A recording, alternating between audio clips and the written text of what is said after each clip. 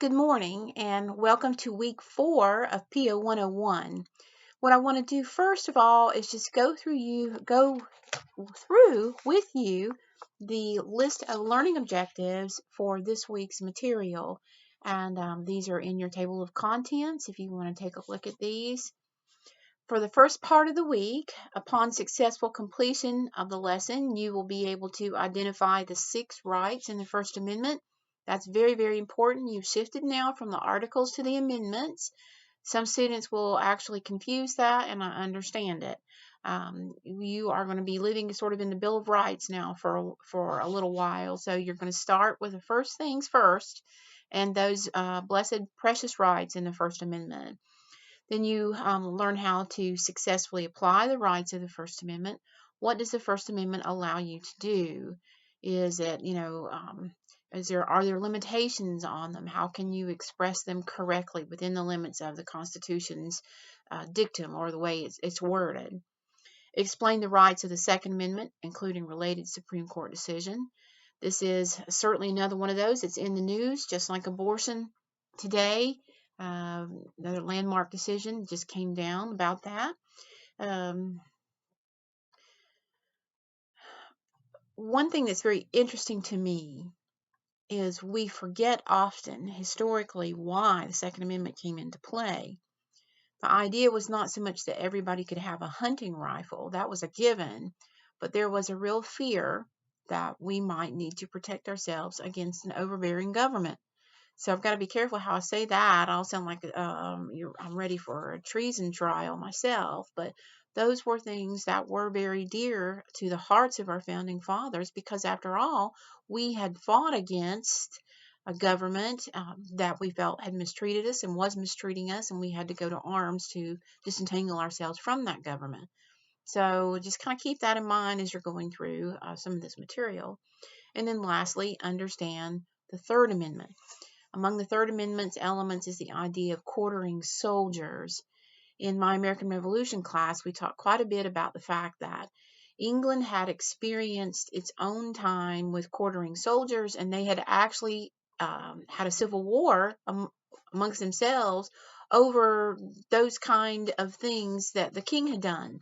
The king would force, people who had money within his realm to take care of people, to take care of the army and military, provide for them, and they will actually have a revolution over this and similar issues and come up with their own English Bill of Rights in which they specifically limited that and outlawed that.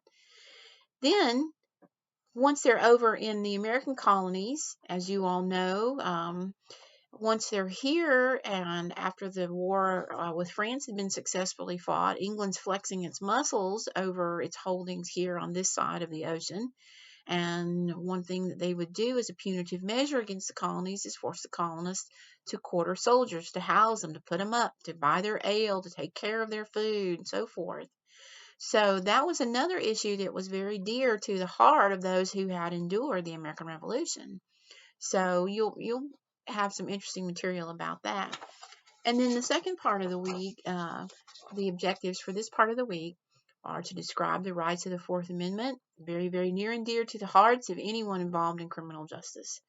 Identify the exceptions to the Fourth Amendment, interpret the concept of probable cause, recognize the fruits of the poisonous tree doctrine, which is fundamental in today's criminal justice law, and explain the Bible's perspective on the right to privacy. So again, very, very timely subjects for what you're going through. And I guess that's what I want to talk about here for a few minutes, and then we'll do a little bit of business about some of the class activities that you have. You are living and experiencing this course during a very dramatic time in American constitutional history, and really in our history, the very character of our country is at stake in these days. So I hope you recognize that, and that with me you will become court watchers, and that you will watch as these dramatic events unfold. We've seen just recently another decision handed down about prayer and public school facilities.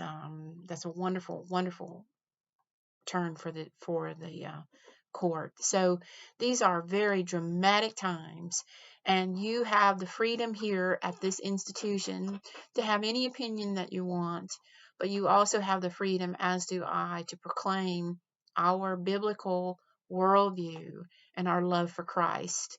And I'm so pleased to see that in your writing. I want to talk about that for just a second. I'm very, very pleased to see how bold you are and how secure you are in your interpretation and application of the scripture. Wonderful, wonderful, wonderful. It makes me feel much better about the future of our nation. And there's some of you that have different views, and bless you. Thank you for sharing those. Never feel pressured to agree with me, to agree with Professor Taylor. That's your opinions are as dear to you as mine is to me. So if I ever come back in any of my comments and um, so tell you that I disagree with your philosophy or your interpretation, then please don't ever take it as a criticism or anything that's going to ever impact your grade. I just feel again that I have the freedom to say that here at Trent McConnell University, and I will do so with love in my heart.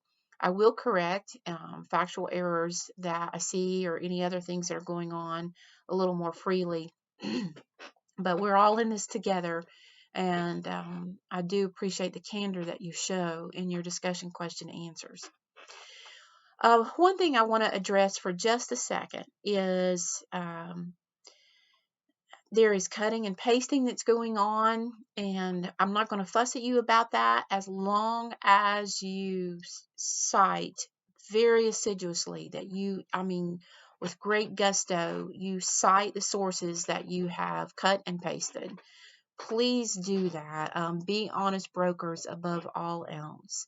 When you take wording, when you copy it, when you lift it, I won't fuss at you as long as you credit the author. That's all I'm asking you. I want to say, to me, some of our English professors may disagree, but when I see misspelled words, capitalization problems, grammar problems, maybe words not used 100% correctly, it makes my heart sing because I know those are your words. And I think you can understand that. Yes, we all want to be polished. And I may say something like that on your writing. We all want to be more polished in our speaking and our writing. And we all want to be at the top of that game. But the most important thing to me, for the purposes of this course and our time together, is really that your words be your thoughts.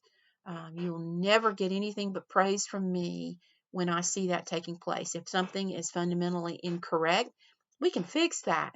But you've already achieved the highest, rung of the ladder when you are doing your own work. So I don't think it's a major problem. Just be wary of it because it can sneak up on you, and never ever worry about your words not being the best words that can be used. So before I close today, I just want to say again, as always, I'm very, very proud of you and pleased with how you're doing. On your discussion questions, it does not hurt to be a little more wordy than you're tending to be. Some of your answers are short and sweet and a little too short. So I know I'm not a bean counter, but you want to put in there as much as you can come up with.